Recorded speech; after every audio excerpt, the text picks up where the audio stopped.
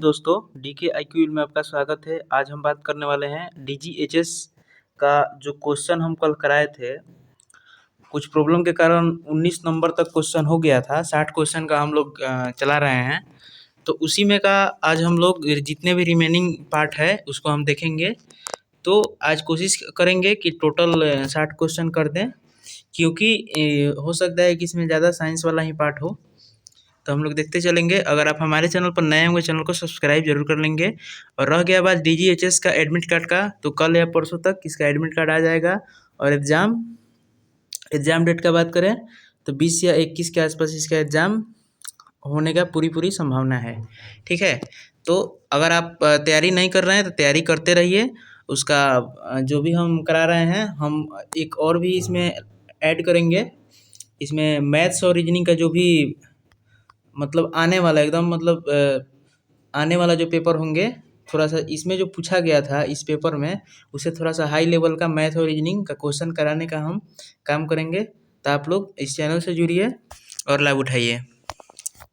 और मेरे Telegram channel से भी जुड़ जाइए, जिसका नाम आप लोगों को पता होगा। इस वीडियो के नीचे डिस्क्रिप्शन में भी रहेगा, डीके आईक्यू ऑफिशियल, ऐसे सर्च कीजिएगा, अभी तो मिल जाएगा। तो चलिए दोस्तों, हम लोग शुरू करते हैं। 20वां नंबर क्वेश्चन कल 19 तक हो गया था। 20वां नंबर क्वेश्चन है कि विद्युत आवेश के संबंध में सजातीय समान आवेश और विजातीय असमान, यानी सजातीय किसको बोलते हैं? समान आवेश को। और विजातीय असमान आवेश के बीच क्या अंतर रहता है? ठीक है, तो इसमें अंतर क्या रहता है? तो हम ऑप्शन देखते हैं।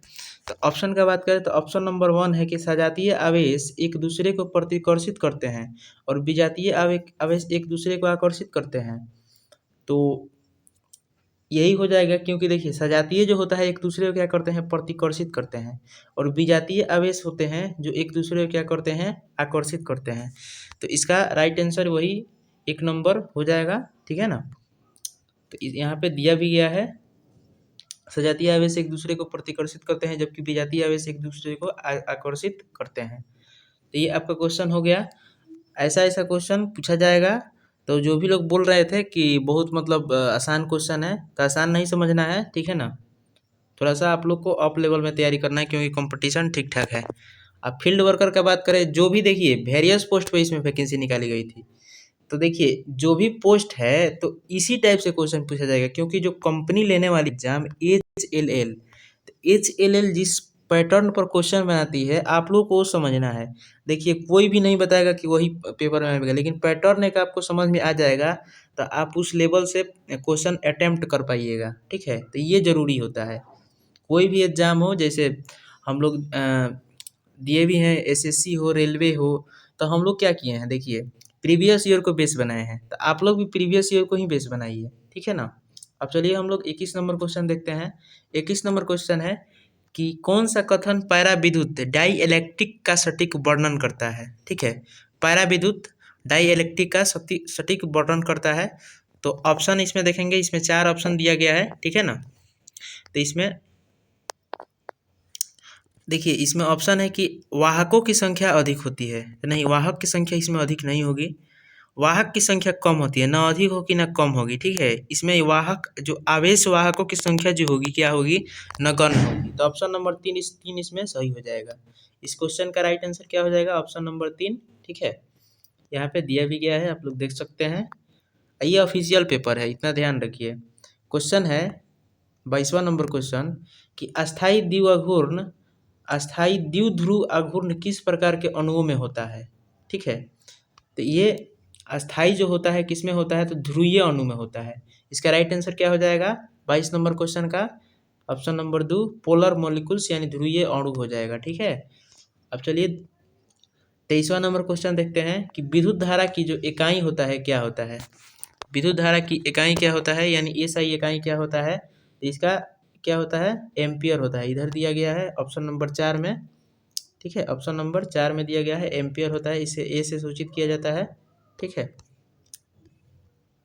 24 नंबर क्वेश्चन देखते हैं।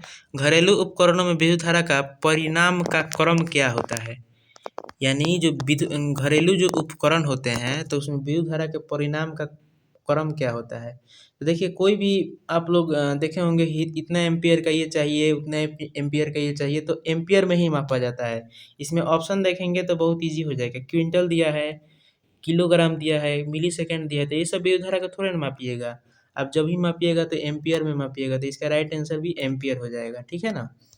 चलिए अब देखते हैं 25वां नंबर क्वेश्चन। 25वां नंबर क्वेश्चन है, ये अच्छा क्वेश्चन है। लंबी परिनालिका सोलेनाइड, जो लंबी परिनालिका है सोलेनाइड से हमारा तात्पर्य यह है कि परिनालिका की डैश की त्रिज्या के तुलना में अधिक है। तो क्या उसकी त्रिज्या के तुलना में अधिक है? लंबाई, चौड़ाई, कोण, और चौथा नंबर ऑप्शन देखते हैं परिधि। तो इसका राइट आंसर क्या हो जाएगा? इसका राइट आंसर लंबाई। एक बार और सुन लीजिए, लंबी परिनालिका सोलेनाइड से हमारा तात्पर्य यह है कि परिनालिका तंत्रिका का क्या लंबाई उसकी त्रिज्या के तुलना में अधिक है। तो यहाँ पे लंबाई आंसर हो जाएगा, इधर दिया भी होगा लंबाई। चलिए ऑप्शन क्वेश्चन नंबर देखते हैं 26वां नंबर। 26वां नंबर क्वेश्चन है कि परिनालिका जो है सोलेनाइड को आमतौर पर डैश चुंबकीय क्षेत्र प्राप्त करने के लिए उपयोग किया जाता है। तो कौन सा चुंबकीय क्षेत्र प्राप्त करने के लिए उपयोग किया जाता है परिनालिका को? तो एक समान चुंबकीय क्षेत्र की आसन्न चुंबकीय क्षेत्र की लचीला चुंबकीय क्षेत्र, यहाँ पे एक और ऑप्शन दिया है गोल चुंबकीय क्षेत्र। तो जाहिर सी बात है आप एक समान चुंबकीय क्षेत्र को मतलब प्राप्त करने के लिए आप परिनालिका का उपयोग करेंगे। चलिए अब हम लोग अगला नंबर देखते हैं, क्वेश्चन 27 नंबर। 27 नंबर क्वेश्चन है कि जब एक छड़ चुंबक को डैश से लटकाया जाता है तो यह उत्तर दक्षिण दिशा में संकेत करता है। तो किस रूप में लटकाइएगा? तो आप जाहिर सी बात है पैक करके लटकाइएगा तो कोई ये नहीं होगा। लेकिन इसको जब आप स्वतंत्र रूप में लटकाइएगा, इसका राइट आंसर स्वतंत्र रूप में ही होगा, फ्रीली हो जाएगा। जब एक छड़ चुंबक को स्वतंत्र रूप से लटकाया जाता है तो वह उत्तर दक्षिण दिशा में संकेत करता है, ठहरता है। ठीक है। अब अगला नंबर क्वेश्चन है 28वां नंबर। 28वां नंबर क्वेश्चन है कि जब दो चुंबक के उत्तरी ध्रुव और दक्षिणी ध्रुव एक साथ पास पास लाए जाते हैं तो उसमें प्रतिकर्षण बल, ठीक है। आज जब इसके विपरीत एक चुंबक के उत्तरी ध्रुव और दूसरी चुंबक के दक्षिणी ध्रुव के बीच क्या होता है? जो मतलब दूसरी चुंबक है तो उसके दक्षिणी ध्रुव के बीच क्या होगा? तो जाहिर सी बात है आकर्षण होगा। देखिए इसमें दिया होगा, अनाकर्षण होगा ही नहीं, तो इसमें आकर्षण हो जाएगा। तो देखिए इसका ये जो था 10th लेवल पर ही था। ठीक है, ये ओटी असिस्टेंट वाला जो था HLL के द्वारा जो कराया गया था, ये भी 10th लेवल का था। तो उसी लेवल से इसमें क्वेश्चन पूछा जाता है, क्वेश्चन पूछा गया है। ठीक है, तो ऑप्शन से कोई भी क्वेश्चन भारी होता है तो इसको आप मतलब बेस बना लीजिए। ठीक है, हालांकि थोड़ा सा इसे ऑफ लेवल में, तो हम इसके बेस पर क्वेश्चन लाने वाले हैं। उस क्वेश्चन को भी आप लोग देखिएगा, क्वालिटी का क्वेश्चन होगा। 29 नंबर क्वेश्चन देखते हैं। फैराडे ने प्रायोगिक परीक्षणों को एक नियम के रूप में व्यक्त किया जिसे फैराडे का क्या कहा जाता है? तो फैराडे का कौन सा नियम कहा जाता है? तो यही इसमें पूछा गया है। तो विद्युत फ्यूज, अब विद्युत चुंबकीय प्रेरण, परमाणु सीखना। तो यहाँ पे विद्युत चुंबकीय प्रेरण हो जाएगा। ठीक है, फैराडे का विद्युत चुंबकीय प्रेरण किसने दिया था? फैराडे ने दिया था विद्युत चुंबकीय प्रेरण, यही इसमें पूछा गया है। 30वां नंबर क्वेश्चन है कि चुंबकीय फ्लक्स एक कौन सी राशि है? तो चुंबकीय फ्लक्स एक प्रकार का सदिश राशि नहीं है, एक प्रकार का ये क्या है? स्केलर क्वांटिटी है, यानी अदिश राशि है। ठीक है, चलिए अब अगला क्वेश्चन देखते हैं। 31 नंबर, प्रत्यावर्ती धारा को डैश द्वारा मापा जाता है। तो प्रत्यावर्ती धारा को आप किसे मापिएगा? तो प्रत्यावर्ती धारा को जाहिर सी बात है आप वोल्ट मीटर में तो नहीं माप सकते हैं, गैल्वेनोमीटर में भी नहीं माप सकते हैं, आप इधर वाट में भी नहीं माप सकते हैं, तो इसको एमीटर में ही मापिएगा। ठीक है, कोई भी धारा हो इसको आप एमीटर में ही मापिएगा। ठीक है, एमीटर को श्रेणी क्रम में जोड़ा जाता है, इतना ध्यान रखिएगा। एक क्वेश्चन और आपसे पूछा जा सकता है कि एमीटर को श्रेणी क्रम में जोड़ा जाता है। 32वां नंबर क्वेश्चन है कि जब संधारित्र कैपेसिटर पूरी तरह से आवेशित हो जाता है तो परिपथ में धारा करंट गिर कर क्या हो जाती है? 32 नंबर क्वेश्चन है, तो क्या हो जाती है? तो यहाँ पे देखिए इसका राइट आंसर क्या हो जाएगा? शून्य हो जाएगा। ठीक है, यहाँ पे इसका राइट आंसर शून्य हो जाएगा। चलिए 33 नंबर क्वेश्चन हम लोग देखते हैं। 33 नंबर क्वेश्चन है कि लोग अंडे उबालते समय पानी में सोडियम क्लोराइड मिलाते हैं, यह डैश करने के लिए है। तो क्या करने के लिए है? तो इसका राइट आंसर क्या हो जाएगा? देखिए इसमें थोड़ा सा उत्पटांग इसमें दे दिया गया था ऑप्शन, ठीक है। तो इसमें एक नॉन अपडेज भी दिया गया था, ठीक है। तो नॉन अपडेज इसका राइट आंसर हो जाएगा। अब इसमें मान लेते हैं कि जब लोग अंडे जब उबालते हैं तो पानी में सोडियम क्लोराइड मिलाते हैं, वही मतलब नमक मिलाते हैं। तो क्या करने के लिए? तो अंडे को मैश करने के लिए, मसलने के लिए थोड़े करते हैं। क्वथनांक को बराबर करने के लिए थोड़े नमक मिलाकर उबालते हैं। जर्दी को अलग करने के लिए थोड़े उसको नमक मिलाते हैं। तो ऐसा कुछ नहीं है। यहाँ पे नन ऑफ दिस इसका राइट आंसर हो जाएगा। अब देखिए रिएक्शन के लिए हम बताए भी थे कि रिएक्शन आप लोग को पढ़ना चाहिए। आप कोई भी यूट्यूब चैनल से भी आप कर सकते हैं कि रिएक्शन का थोड़ा सा आपको जानकारी रहना चाहिए। यहाँ पे रिएक्शन है 3CIO इक्विवेलेंट, इसको पढ़ते हैं। इसको मतलब इस टूटेगा तो किस में बटेगा? तो ये CiO3 equivalent to Cl minus निम्नलिखित किसका उदाहरण है? तो कौन सा? देखिए तो इसमें से ये क्या हो रहा है, मतलब ये टूट रहा है, ठीक है। तो इसका राइट आंसर असमानुपातन अभिक्रिया होगा, ठीक है। उसमें से बट रहा है, इसका राइट आंसर वही डिस्प्रोपोर्शनेशन रिएक्शन होगा, ठीक है। डिस्प्रोपोर्शनेशन रिएक्शन इसका राइट आंसर हो जाएगा। चलिए अब अगला नंबर क्वेश्चन देखते हैं। 35 नंबर क्वेश्चन है कि डैश आकार का चयनात्मक उत्प्रेरक अल्कोहल को गैसोलीन में बदलने के लिए उपयोग किया जाता है। तो किस प्रकार का अल्कोहल को गैसोलीन में बदलने के लिए उपयोग किया जाता है? तो इसका राइट आंसर क्या हो जाएगा? ZSM5 वाला जो है इसको उपयोग किया जाता है। तो ये अच्छा लेवल का थोड़ा सा क्वेश्चन है। ZSM5 का उपयोग चयनात्मक उत्प्रेरक अल्कोहल को गैसोलीन में बदलने के लिए किया जाता है, ठीक है। चलिए अगला नंबर क्वेश्चन 36वां नंबर देखते हैं हम लोग। 36 नंबर क्वेश्चन है कि इमल्सिफायर या इमल्सिफाइड एजेंट एक यौगिक या पदार्थ है जो डैश के रूप में कार्य करता है। तो किस रूप में कार्य करता है? तो इमल्सन के लिए स्टेबलाइजर जो होता है उसी के रूप में ये काम करता है, ठीक है। इमल्सन के लिए जो स्टेबलाइजर है उसी के रूप में ये काम करता है। चलिए 37 नंबर क्वेश्चन हम लोग देखते हैं। यहाँ पे इंग्लिश हिंदी दोनों में दिया गया है, तो आप लोग इंग्लिश को भी पढ़ सकते हैं। धातु को उसके अयस्कों से अलग करने के लिए उपयोग की जाने वाली संपूर्ण वैज्ञानिक और तकनीकी प्रक्रिया को क्या कहा जाता है? मतलब अयस्कों से अलग, तो इसको क्या कहा जाता है? अयस्क जब आप अलग कीजिएगा तो धातुक्रम एक प्रकार का बनेगा, तो इसका राइट आंसर भी धातुक्रम ही हो जाएगा, ठीक है। तो इसका राइट आंसर धातुक्रम मेटलर्जी हो जाएगा। 38 नंबर क्वेश्चन है फ्लोरीन के परमाणु के संयोजकता कोश में कोई डैश नहीं होता है, इसलिए यह अपने अष्टक का प्रसार नहीं करता है। तो क्या नहीं रहता है? तो डी कक्षक, बी कक्षक, ए कक्षक, भी कक्षक। तो यहाँ पे डी कक्षक जो होता है ये नहीं रहता है, ठीक है, ये नहीं होता है। इसका राइट आंसर डी कक्षक ही हो जाएगा। D orbitals. 39 नंबर क्वेश्चन देखते हैं। ये थोड़ा सा ठीक ठाक लेवल का इधर क्वेश्चन दिया गया है, ठीक है, केमिस्ट्री का। तो केमिस्ट्री पर ज़्यादा ध्यान देना है क्योंकि SLL का पैटर्न आप लोगों को समझ में आ जाना चाहिए। 39वां नंबर क्वेश्चन है कि HCF4 के आंशिक जल अपघटन हाइड्रोलिसिस से निम्नलिखित में से क्या प्राप्त होता है? तो क्या प्राप्त होता है? तो यहाँ पे XeO F2, Xe2O F2 ये सब ऑप्शन दिया गया है। तो इसका राइट आंसर क्या हो जाएगा? राइट आंसर इसका XeOF2 हो जाएगा, ठीक है। ऑप्शन नंबर 2 इसका राइट आंसर हो जाएगा। 40वां नंबर क्वेश्चन है कि गुब्बारों में हाइड्रोजन के स्थान पर हीलियम का उपयोग किया जाता है क्योंकि क्या होता है? मतलब हल्का होता है, भारी होता है, असाधारण होता है, हाइड्रोजन से भी अधिक प्रचुर होता है। तो क्या होता है? हाइड्रोजन गैस से क्या होता है? हीलियम हल्की होती है। तो इसका राइट आंसर भी वही ऑप्शन नंबर 2 हाइड्रोजन गैस से हल्की होती है, इसलिए इसका उपयोग किया जाता है गुब्बारों में। किसका? हीलियम का, ठीक है। चलिए अब हम लोग 41वां नंबर क्वेश्चन देखते हैं। 41वां नंबर क्वेश्चन है कि EDTA निम्नलिखित में से किसके निर्धारण आकलन के लिए उपयोग किया जाता है? तो EDTA का निर्धारण किसके लिए किया जाता है? तो इसका राइट आंसर क्या हो जाएगा? Ca2+ और Mg2+ का आयन के लिए इसका निर्धारण किया जाता है EDTA का। इसका राइट आंसर यही हो जाएगा, ठीक है। चलिए अब हम देखते हैं क्वेश्चन नंबर 42 नंबर क्वेश्चन कह रहा है कि कार्बोक्सिलिक एसिड हाइड्रोकार्बन बनाने के लिए कार्बन डाइऑक्साइड खो देते हैं। जो कार्बोक्सिलिक एसिड होता है हाइड्रोकार्बन बनाने के लिए कार्बन डाइऑक्साइड खो देते हैं।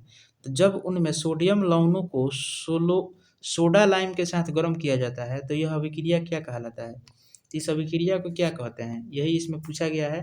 तो इस अभिक्रिया को कहा जाता है डीकार्बोक्सिलेशन। डीकार्बोक्सिलेशन कहा जाता है। इसका राइट आंसर यही हो जाएगा, डीकार्बोक्सिलेशन। चलिए अब हम देखते हैं 43 नंबर क्वेश्चन। 43 नंबर क्वेश्चन है कि CH3CH2OH में वह बॉन्ड जो सबसे आसानी से हेटेरोलिटिकल परिवर्तन से गुजरता है वह क्या है? तो हेटेरोलिटिकल परिवर्तन से जो गुजरता है वो OH होता है।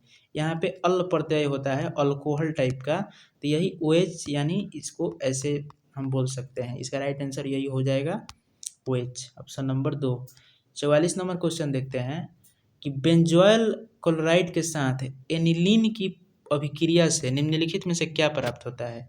तो जो बेंजोइल जो क्लोराइड है इसके साथ एनिलीन का आप अभिक्रिया कराइएगा तो निम्नलिखित में से क्या प्राप्त होता है, यही इसमें पूछ रहा है। तो इसका राइट आंसर क्या हो जाएगा? N phenyl benzamide. ठीक है, इसका राइट आंसर क्या हो जाएगा? N phenyl benzamide. ठीक है, अब आगे क्वेश्चन देखते हैं 45 नंबर। निम्नलिखित में से कौन सा रेशेदार प्रोटीन आमतौर पर पानी में घुलनशील होता है? Insulin, adenine, haemoglobin, keratin.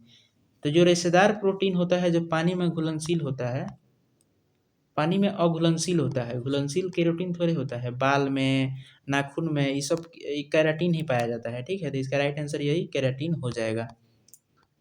46 number question है कि निम्नलिखित में से कौन एक प्रोटीन का प्रकार नहीं है? तो रेशम, बाल, डीएनए, मांसपेशी। तो इसमें डीएनए जो होगा ये प्रोटीन का प्रकार नहीं है। ऑप्शन के अकॉर्डिंग इसमें इसका राइट आंसर डीएनए हो जाएगा। ठीक है, चलिए अब 47 नंबर क्वेश्चन देखते हैं। 47 नंबर क्वेश्चन है कि निम्नलिखित में से कौन द्विपक्षीय रूप से सममित त्रिकोणीय ट्रिप्लोप्लास्टिक और स्यूडोकोइलोमेट जंतु है? कौन सा है? तो चपटा कृमि, गोल कृमि, रिंग वर्म, काम्ब जेली। तो इसका राइट आंसर क्या हो जाएगा? इसका राइट आंसर गोल कृमि हो जाएगा। ठीक है, चलिए हम आगे देखते हैं 48 नंबर क्वेश्चन, और हम लोग बहुत ही नज़दीक में आ गए हैं। अर्धसूत्री विभाजन मियोसिस के दौरान निम्नलिखित में से कौन सी संख्या उत्पन्न होती है? तो जो मियोसिस होता है, अर्धसूत्री विभाजन होता है, तो उसके दौरान कौन सी? तो हेप्लॉइड जो अगुणित जो क्रिया होती है वही इसमें से वही उत्पन्न होती है। ठीक है, तो इसका राइट आंसर वही हेप्लॉइड हो जाएगा। अर्धसूत्री विभाजन मियोसिस के दौरान निम्नलिखित में से कौन सी संख्या उत्पन्न होती है? तो अगुणित संख्या उत्पन्न होती है। चलिए हम 49 नंबर क्वेश्चन देखते हैं। तो मादा पुष्पीय पादपों में परिपक्वता पर एंजियोस्पर्म भ्रूण शैली होती है, तो कैसी होती है? कितने कोशिकीय वाली होती है? तो 7 कोशिकीय वाली यहाँ पे होती है। तो ये देख सकते हैं बायोलॉजी का एडवांस क्वेश्चन आ गया। मादा पुष्पीय पादपों में परिपक्वता पर एंजियोस्पर्म भ्रूण शैली कैसी होती है? तो 7 कोशिकीय, 7 सेल्ड वाली शैली होती है। ठीक है, अब बात करते हैं 50वां नंबर क्वेश्चन। ऑटोगेमी क्या है? स्वयुग्मन क्या होता है? स्वयुग्मन क्या होता है? तो इसका राइट आंसर क्या हो जाएगा? परागकणों के परागकोश से। तो यहाँ पे देख लीजिए आराम से, थोड़ा सा बड़ा क्वेश्चन है तो वर्तिकाग्र तक पहुँचाना। 1 सेकेंड। हाँ, ऑप्शन नंबर इसका क्या हो जाएगा? कर रहा है क्वेश्चन कि ऑटोगेमी स्वयुग्मन क्या है? तो ऑटोगेमी जो होता है, ऑटोगेमी यहाँ पे दिया गया है सॉल्यूशन में, परागकणों का परागकोश से उसी फूल के वर्तिकाग्र तक पहुँचाना। ठीक है, इसका राइट आंसर यही हो जाएगा। इसका राइट आंसर ऑप्शन नंबर 3 यहाँ पे ले लीजिए। चलिए हम आगे देखते हैं क्वेश्चन नंबर 51। 51 नंबर क्वेश्चन है कि प्रत्येक फैलोपियन ट्यूब की लंबाई कितनी होती है जो प्रत्येक अंडाशय की परिधि से गर्भाशय तक फैली हुई है? तो इसका जो लंबाई पूछ रहा है, ठीक है, तो लंबाई इसका 10 से 12 सेंटीमीटर होती है। तो ये सब आप बेस बनाकर, आप कोई भी आपके पास बुक होगा, लूसेंट होगा, ठीक है, लूसेंट होगा, अगर लूसेंट है तो बहुत बेटर है, आप उसका साइंस पढ़िए। ठीक है, अब बाकी कोई भी बुक है आपके पास साइंस का, तो उसमें से आप एडवांस लेवल का जो भी इसमें थोड़ा सा इस सेंटीमीटर कितना साइज होता है, कितना क्या होता है, ये सब आप पढ़ सकते हैं। ठीक है, तो इसका राइट आंसर क्या हो जाएगा? 10 से 12 सेंटीमीटर हो जाएगा। चलिए अब हम 52वां नंबर क्वेश्चन देखते हैं। जिस प्रक्रिया में ग्राफिक पुटक ग्राफियन फॉलिकल अब फटकर द्वितीयक अंडक बीजाणु को अंडाशय से मुक्त करता है उसे क्या कहा जाता है? तो अंडजनन, ओजेनेसिस, गह्वर, एंट्रस, पारदर्शी अंडावरण, जोनो पेलुसिडा और इसका अंडोत्सर्ग ओव्यूलेशन। तो इसका वही आंसर हो जाएगा, ओव्यूलेशन ही हो जाएगा, अंडोत्सर्ग हो जाएगा। ठीक है, ओव्यूलेशन हो जाएगा, ओव्यूलेशन इसका राइट आंसर हो जाएगा। चलिए अब हम देखते हैं 53 नंबर क्वेश्चन। निम्नलिखित में से कौन सा यौन संचारित रोग विशेष रूप से प्रजनन अंगों को प्रभावित नहीं करता है? तो कौन सा मतलब यौन संचारित रोग है जो विशेष रूप से प्रजनन अंगों को प्रभावित नहीं करता है? तो देखिए इसमें जो जेनियल वार्ड्स जननांग मस से ये सब तो प्रभावित होता है, सिफिलिस भी प्रभावित होता है, गोनोरिया भी जननांग प्रभावित होता है, लेकिन जो हेपेटाइटिस बी है इसे जननांग प्रभावित नहीं होता है। तो इसका राइट आंसर भी यही हेपेटाइटिस बी हो जाएगा। चलिए 54 नंबर क्वेश्चन देखते हैं कि पुरुषों में गर्भ निरोधक की शल्य चिकित्सा विधि क्या है? तो पुरुषों में जो गर्भ निरोधक शल्य चिकित्सा विधि क्या होता है? तो वेसेक्टोमी होता है। ठीक है, और महिलाओं में क्या होता है? ट्यूबेक्टोमी होता है। महिलाओं में ट्यूबेक्टोमी होता है, ये सब याद रखिएगा। चलिए 55 नंबर क्वेश्चन देखते हैं। निम्नलिखित में से किसे उस घटना के रूप में परिभाषित किया जाता है जिसमें एक सिंगल लोकस जीन का होना दो या दो से अधिक अलग अलग फिनोटाइप समलक्षणी गुणों को प्रभावित करता है? तो इसका राइट आंसर क्या हो जाएगा? इसका राइट आंसर बहुप्रभाविता का जो नियम होता है वही होता है। इसमें बहुप्रभाविता का नियम दो या दो से अलग फिनोटाइप गुणों को प्रभावित करता है। इसका राइट आंसर बहुप्रभाविता हो जाएगा। 56वां नंबर क्वेश्चन देखते हैं। चलिए अब बहुत ही कम समय में हो जाएगा। निम्नलिखित में से कौन सा